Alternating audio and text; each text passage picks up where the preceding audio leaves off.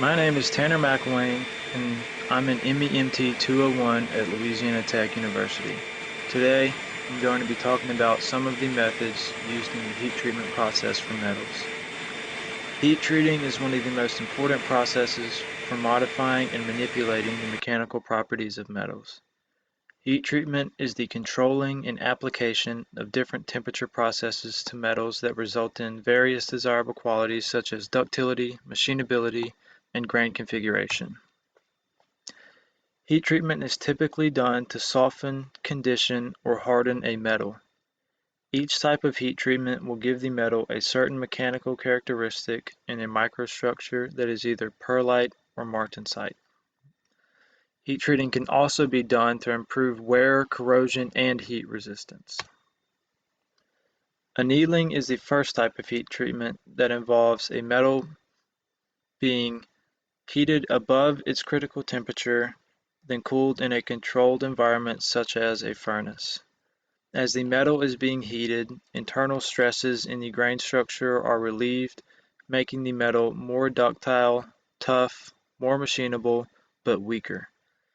By allowing the metal to cool down over a longer period of time, the metal is able to achieve a more uniform grain structure like coarse pearlite.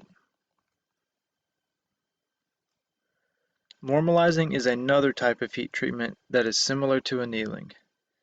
It involves heating a metal above its critical temperature, then cooling it at room temperature. By cooling it over a shorter period of time than annealing, the metal retains a less uniform grain structure, less ductility, and more strength. Normalizing is a good method for relieving some internal stresses in the metal while maintaining a substantial amount of strength. Hardening is another type of heat treatment that is pretty much the opposite of annealing or normalizing. It involves heating a metal for an extended period of time and then rapidly cooling it by quenching it in water or oil. What medium is used to quench the metal depends on the level of hardness that is desired. Water is the most common medium for quenching, but can sometimes result in the formation of bubbles in the metal's surface. A brine mixture of salt and water can be used to help prevent these bubbles from forming. Oil is used for quenching to help prevent the formation of cracks in the metal's surface.